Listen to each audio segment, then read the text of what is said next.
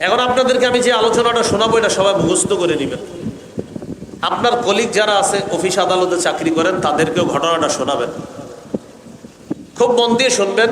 কেউ কারো বিরুদ্ধে বলবেন এমন না। দেখবেন অনেকে যদি মূর্তি ভাঙা হয় বা ভাস্কর্য ভাঙা হয়, অন্য অনেকে কষ্ট পায় বা বলে কাজটা ঠিক হয়নি, এরকম বলতে পারে, অনেক বলে না।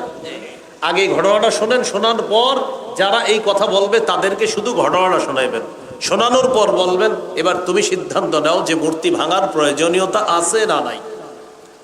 এখানে প্রথম কথা হলো, মুসলিম ছাড়া অন্যান্য ধর্মাবলম্বী যারা আছে প্রত্যেকে তাদের ধর্মের কিছু ধর্মীয় রীতিনীতি পালন করে, এটা তাদের ধর্মীয় ব্যাপার।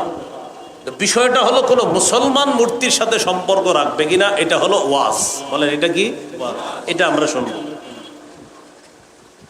এখন আমরা আলোচনা জানবো যে শিরিকের সূচনা দুনিয়াতে কিভাবে হলো। 29 নম্বর পারা, হাফিজি কোরআন মাজিদ অনুযায়ী 12 নম্বর পৃষ্ঠা, সূরার নাম সূরা নূহ, আয়াত নাম্বার 23। 29 পারা 12 নম্বর পৃষ্ঠা, সূরার নাম সূরা নূহ, আয়াত নাম্বার 23। কারো ঘরে যদি বাংলা অনুবাদ তাফসির থাকে তাফসিরটা দেখে নিবেন এই আয়াতের, সেখানেও লম্বা আলোচনা আছে। আল্লাহ তাআলা বলেন, ওয়াকালু লা তাযারুন্না আলিহাতাকুম ওয়ালা তাযারুন্না ওয়াদ্দাও ওয়ালা সুওয়া ওয়ালা ইয়াগুসা ওয়া ইয়াউকা ওয়া নাসরা ওয়াকাদ আযাল্লু কাসীরা। শিরিককারীরা একদল আরেক দলকে বলে তোমরা তোমাদের খোদাদেরকে ছেড়ে দিও না। নাউযুবিল্লাহ। লা তাযারুন্না ওয়াদ্দাও ওয়ালা সুওয়া, তোমরা ওয়াদ্দুন নামক মূর্তিকে ছেড়ে দিও না। ওয়ালা সুওয়া, সুওয়া নামক মূর্তিকে তোমরা ছেড়ে দিও না। ওয়ালা ইয়াগুসা, ইয়াগুস নামক মূর্তিকে ছেড়ে দিও না। ওয়ালা ইয়াউকা, ইয়াউক নামক মূর্তিকে তোমরা ছেড়ে দিও না। ওয়া নাসরা, নাসরুন নামক মূর্তিকে তোমরা ছেড়ে দিও না। কয়টা মূর্তির নাম বলা হলো? 5টা। ওয়াদ্দুন, সুওয়াউন, ইয়াগুস, ইয়াউক, নাসরুন। এবার আমার সাথে একটু বলেন, বলেন এই 5টি মূর্তির নাম মূলত মূর্তির নাম ছিল না। এই 5টি নাম ছিল মূলত 5 জন আল্লাহর ওলির। তাহলে আপনারা বলেন তো এই 5 নাম কি আসলে মূর্তির নাম ছিল না 5 জন আল্লাহর ওলির? কিন্তু আল্লাহ কোরআনে বলছে 5 জন মূর্তির নাম হিসাবে। আল্লাহ কোরআনে 5টি মূর্তির নাম হিসাবে বলছে এগুলো। তাহলে আমরা অনুসন্ধান করব এখন যে এই 5টি মূর্তির নাম আসলে মূর্তির নাম ছিল না, প্রথমে ছিল 5 জন আল্লাহর ওলির নাম। তো কিভাবে এগুলা মূর্তির নাম হলো এটা এখন আমরা জানবো। এই আয়াতের ব্যাখ্যা ইমাম বুখারীতে আনছেন কিতাবুত তাফসির, তাফসির অধ্যায়। সহিহ বুখারীর হাদিস নাম্বার 4920 নম্বর হাদিস। মোট হাদিস সংখ্যা হবে 7563। তো এই হাদিসের ব্যাখ্যায় আব্দুল্লাহ ইবনে আব্বাস রাদিয়াল্লাহু তাআলা আনহুমার বর্ণনা, তিনি বলেন এই যে 5 মূর্তির নাম কোরআনে আমরা জানলাম, আব্দুল্লাহ ইবনে আব্বাস রাদিয়াল্লাহু তাআলা আনহুমা বলেন আসমাউ রিজালিন সলিহিন মিন কওমি নূহ আলাইহিস সালাতু ওয়াস সালাম। এই 5টি মূর্তি মূলত নূহ নবীর সম্প্রদায়ের 5 জন আল্লাহর ওলির নাম ছিল। তাহলে এবার আপনাদের সাথে কিছু আমরা বরাবর পড়ালেখা করে নিই, দেখি বলেন তো আল্লাহ সূরা নূহের 23 নম্বর আয়াতে যে 5টি মূর্তির নাম আলোচনা করেছে, তাফসীরের কিতাব ইমাম বুখারী রহমতুল্লাহ আলাইহি বুখারীতে যে তাফসীর এনেছেন, এই আয়াতের ব্যাখ্যা আব্দুল্লাহ ইবনে আব্বাস রাদিয়াল্লাহু তাআলা আনহুমা সহিহ বুখারীর 4920 নম্বর হাদিসে আমাদেরকে জানিয়ে দিলেন এই 5টি নাম মূলত কি প্রথমে মূর্তির নাম ছিল নাকি 5 জন আল্লাহর নাম ছিল? এই তো মাশাআল্লাহ। এই 5 জন আল্লাহর ওলি কি করতেন? ওয়াদ্দুন নামক আল্লাহর ওলি ইবাদত করতেন। এই যে আপনাদের অন্ধ হুজুর রহমতুল্লাহ আলাইহি, উনি যেমন ভালো মানুষ ছিলেন, এই জাতীয় ভালো মানুষ ছিলেন 5 জন। ফালাম্মা হালাকু, আল্লাহর ওলিরা যখন দুনিয়া থেকে বিদায় নেয়, ওয়াদ্দুন নামক আল্লাহর ওলি বিদায় নিলেন, সুয়া নামক আল্লাহর ওলি বিদায় নিলেন, ইয়াগুস নামক আল্লাহর ওলি বিদায় নিলেন, ইয়াউক নামক আল্লাহর ওলি বিদায় নিলেন, নাসরুন নামক আল্লাহর ওলি বিদায় নিলেন। শয়তান তাদের কাছে আসছে, আসার পর জাতির দিকে তাকায় দেখে তাদের মন খারাপ। কি ব্যাপার, তোমাদের মন কেন খারাপ? জনগণ জবাব দেয়, 5 আল্লাহর ওলিরে হারিয়ে আমরা মনটা প্রচন্ড খারাপ। তারা দুনিয়াতে থাকতে ইবাদত বন্দেগী করতাম, কত মজা পাইতাম, এখন আর আগের মতো মজা পাই না। হাফিজ জিউজুর রহমতুল্লাহ আলাইহি যদি আজকের এশার নামাজ পড়াইতেন আপনাদের এলাকায়, বলেন তো আমার পিছনে নামাজ পড়লে যে মজা পাবেন, হাফিজ জিউজুর রহমতুল্লাহ আলাইহির পিছনে মজাটা কি কম হবে না আরো বেশি? আর হাফিজ হুজুর রহমতুল্লাহ আলাইহির পরিবর্তে যদি আব্দুল কাদের জিলানী রহমতুল্লাহ আলাইহি পড়াইতেন, মজা কম না বেশি? আচ্ছা, যদি আবু বকর সিদ্দিক রাদিয়াল্লাহু তাআলা আনহু পড়াইতেন, আর যদি মুহাম্মদ সাল্লাল্লাহু আলাইহি সাল্লাম পড়াইতেন, তাহলে বোঝা গেল ইমামের শ্রেণী আছে একটা, যে হাফিজ হুজুর রহমতুল্লাহ আলাইহি ইমাম হইলে যে মজা নামাজে পাওয়া যাবে, এর পরবর্তী জেনারেশনের মজা হবে, তবে ওই মজাটা হবে না। বরং যদি হাফিজ হুজুর এলাকায় কোনোদিন এশার নামাজ পড়াইতে আসতেন, আশেপাশের মানুষ রাখা যাইতো না ঘরে ধইরা যে আমরা সব হুজুরের পিছনে নামাজ পড়ি।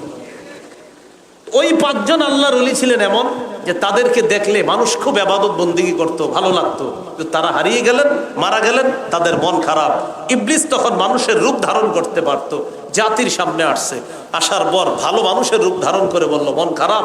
হ্যাঁ, কেন? আল্লাহর ওলিদেরকে হারিয়ে মনটা খুব খারাপ। আগে কত মজা পাইতাম ইবাদতে, আগের মতো তো এখন আর মজা পাই না। ইবলিস তাদেরকে একটা বুদ্ধি দেয়, যে আমি একটা বুদ্ধি দিতে পারি ইবাদতে মজা পাওয়া। কি বুদ্ধি?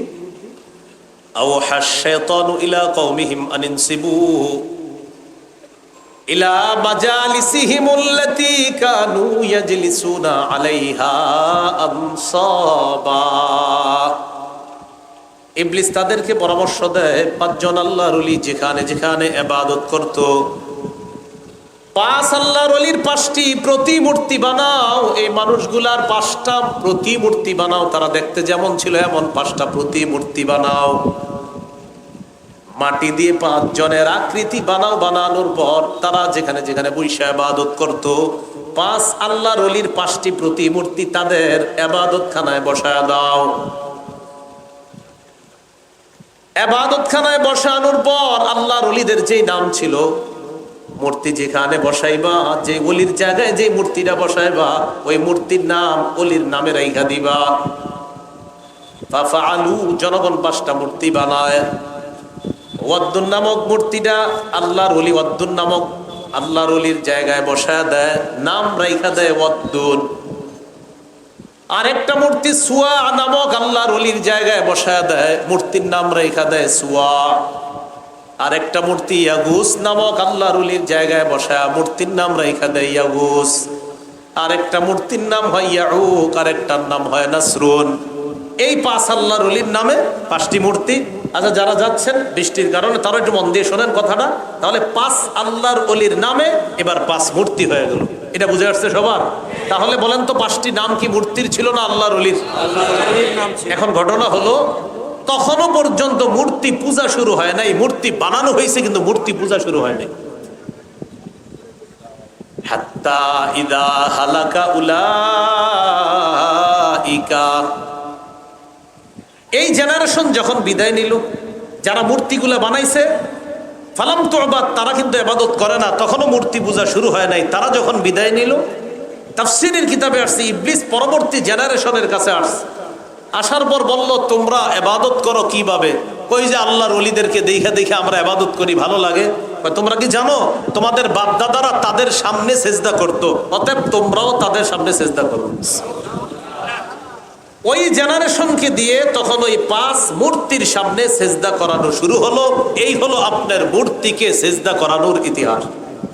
এখন আপনারা বলেন তো, মূর্তি পূজার সূচনা কি কোনো খারাপ মানুষকে কেন্দ্র করে হলো, না 5 জন ভালো মানুষের মূর্তির মাধ্যমে? সেই ধারাবাহিকতায় এখনো আমাদের বাংলাদেশ সহ ভারত, পাকিস্তানে আল্লাহর ওলিদের নাম পুঁজি করে, আবেগ কেন্দ্র করে, তাদের কবর মাজারকে কেন্দ্র করে কিছু অসাধু মানুষ মুসলমানদেরকে শিরিক নামক পূজার মধ্যে লিপ্ত করা, তাদের কবরের মধ্যে লিপ্ত করা, যে সেজদা দেওয়ার জন্য। শাহজালাল রহমতুল্লাহ আলাইহি কত বড় আল্লাহর ওলি, কোনো সন্দেহ নাই। তার কবর জিয়ারত নিঃসন্দেহে ভালো কাজ, কিন্তু সেখানে জিয়ারত করতে গিয়ে ছোট্ট করে একটা সেজদা দিয়ে দেওয়া, এটা শিরিক। আল্লাহ আমাদেরকে শিরিক থেকে হেফাজত করেন। চলবে আমাদের না? শিরিকের ব্যাপারে কয়েকটা কথা এবার আমরা মনে রাখি। সূরা লুকমানের 13 নম্বর আয়াত, লোকমান হাকিম তার সন্তানকে উপদেশ দিতেছে। وَإِذْ قَالَ لُقْمَانُ لِابْنِهِ وَهُوَ يَعِظُهُ يَا بُنَيَّ لَا تُشْرِكْ بِاللَّهِ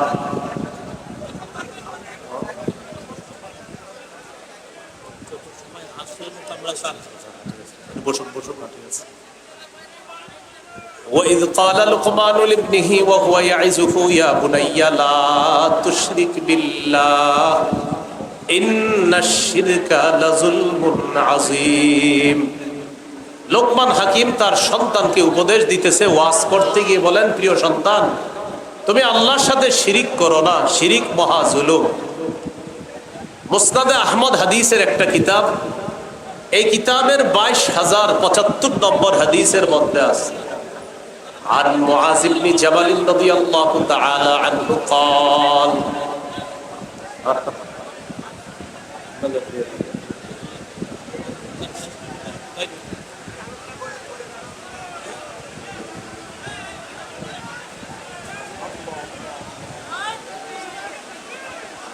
আলোচনা কি চলবে?